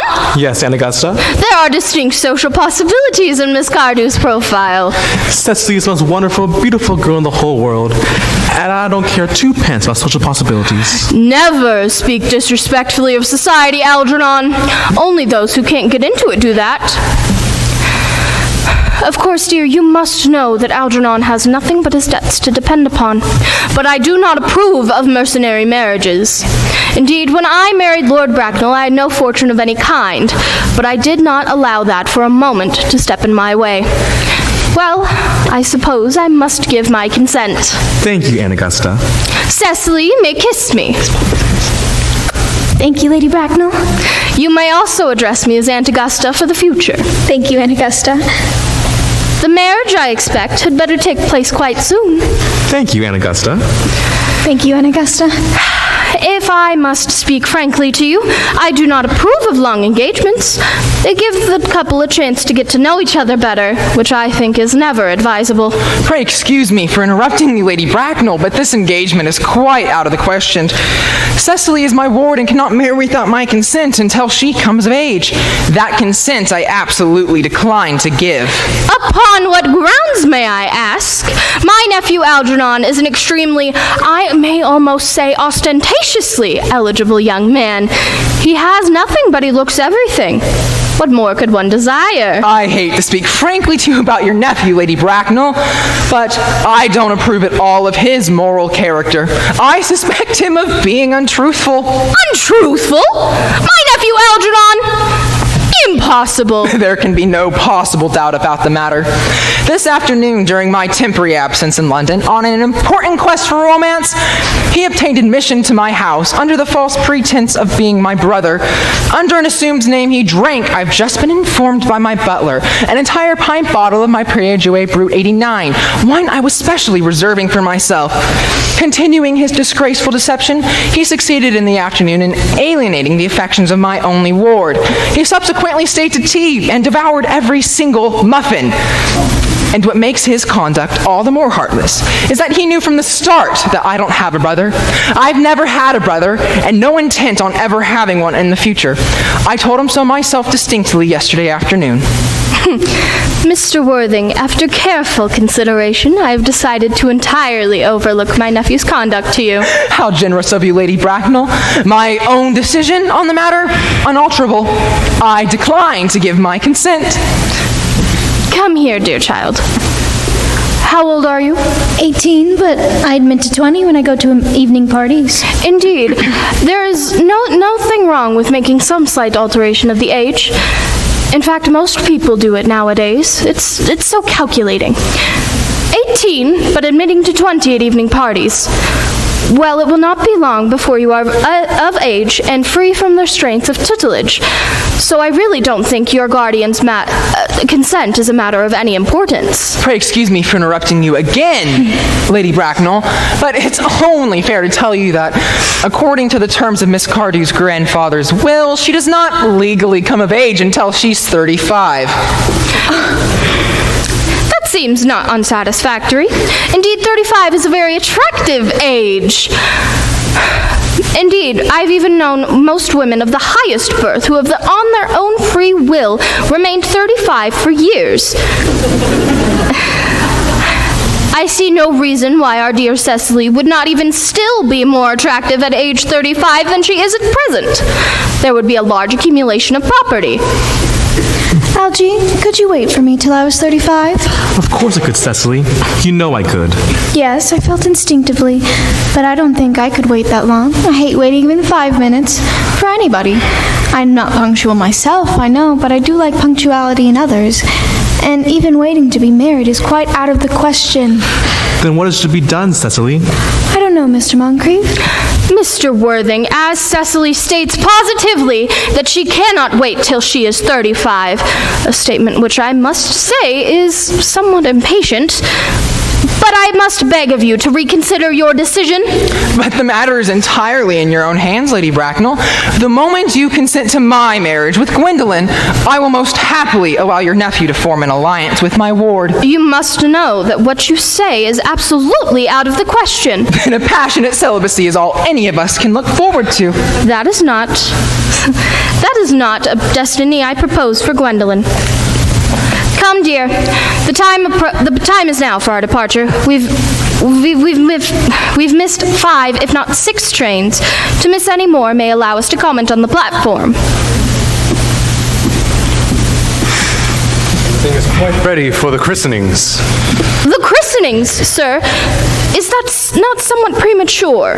Both of these gentlemen have expressed an immediate desire for baptism. At their age? The idea is grotesque and irreligious. Algernon, I will not hear of such excesses, and you are forbidden from being baptized. Lord Bracknell would be highly displeased if he learned that that was the way in which you had wasted your time and money. Am I to understand that there will be no christenings this afternoon? As things are now, Dr. Chasuble, I feel there'll be no value to either of us. I'm grieved to hear such sentiments from you, Mr. Worthing. They savor of the heretical views of the Anabaptists, views that I have completely refuted in 4 of my unpublished sermons. However, as it seems to me, your mood is one peculiarly secular. I'll return at once. Indeed, I have just been informed by the pew opener that Miss Prism has been waiting for me for an hour and a half in the vestry. Miss Prism? Did I hear you mention a Miss Prism? Yes, Lady Bracknell. I'm on my way to join her now. Pray allow me to detain you for a moment. This matter may prove to be something of high importance for Lord Bracknell and myself. Is Miss Prism a female of repellent aspect, remotely connected with education? She's the most cultivated of ladies in the very picture of respectability. It is obviously the same person. May I ask what position she holds in your household, sir? I am a celibate, madam. Miss Prism has been, for the last 3 years, Miss Cardew's esteemed governess and valued companion. Despite of what I hear of her, I must see her at once. Let her be sent for. She approaches. She is nigh. I was told you expected me in the vestry, dear Canon. I was waiting there for you for 1 hour and 3/4. Prism! Come here, Prism.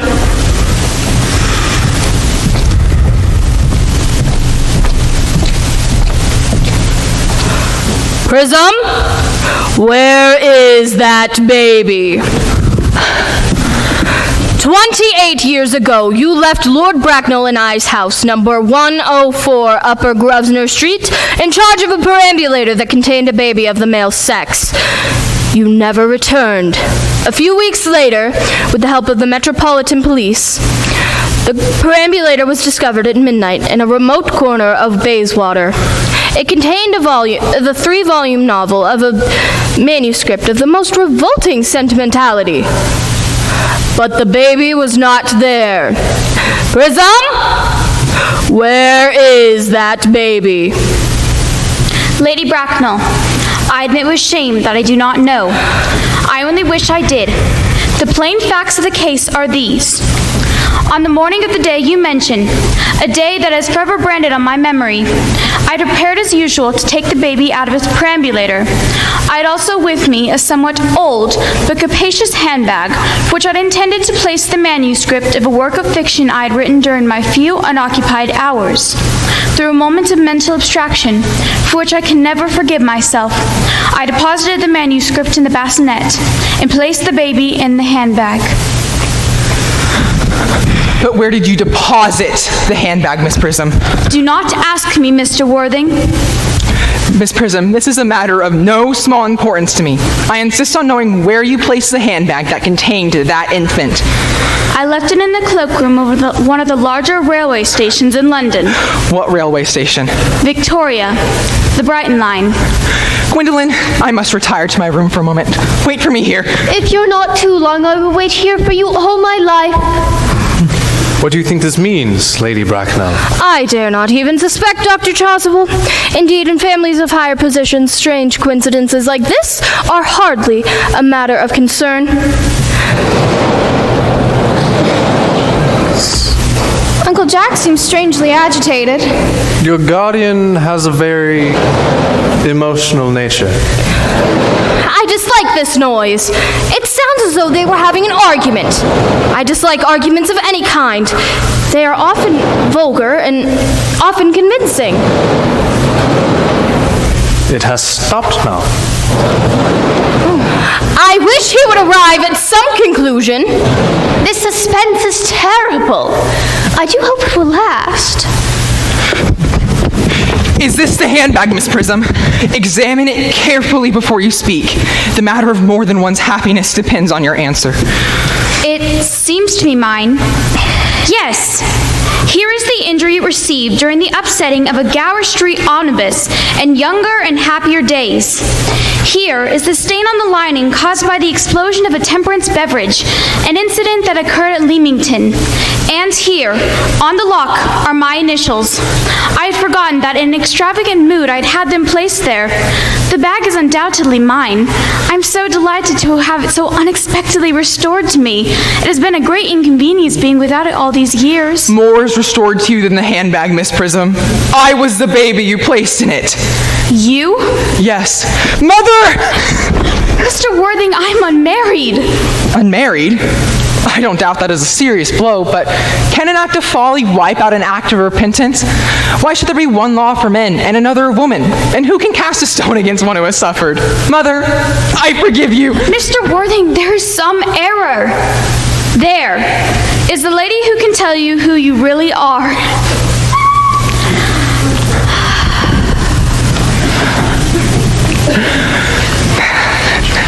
Lady Bracknell, I hate to seem inquisitive, but would you kindly inform me who I am? I'm afraid the news I have to give you will not altogether please you. You are the son of my poor sister, Mrs. Moncrief, and consequently, Algernon's elder brother. Algy's elder brother? Then I have a brother after all. I always said I had a brother. Cecily, how could you have ever doubted that I had a brother? Dr. Chasuble, my unfortunate brother. Miss Prism, my unfortunate brother. Oh, goodness. Gwendolyn, my unfortunate brother. Oh, you young scoundrel. You'll have to treat me with more respect from now on. You've never behaved to me like a brother your whole life. Well, not till today, old boy, I admit. I did my best, however, though. I was out of practice. My own one. But what own are you? What is your Christian name now that you've become someone else? Good heavens! I'd quite forgotten about the fact. Your decision on the subject is irrevocable, I suppose. I never change, except in my affections. What a noble nature you have, Gwendolyn. Then the question had better be cleared up at once. Aunt Augusta, at the time Miss Prism left me in the handbag, had I been christened already? Every luxury money could buy, including christening, had been lavished upon you by your fond and doting parents. Then I was christened. That is settled. Now, what name was I given? Let me know the worst. Being the eldest son, you were naturally christened after your father. And my father's Christian name was... I cannot at present moment recall what the general's Christian name was, but I know undoubtedly that he had one. Your father was eccentric, I admit, but only in later years, and that was due to the Indian climate and marriage and indigestion and other things. Algy, can you recollect what our father's Christian name was? My dear fellow, we weren't even on speaking terms. He died before I was a year old. Wait!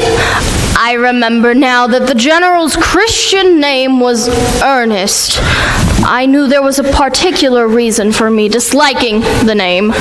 Earnest, my own Earnest.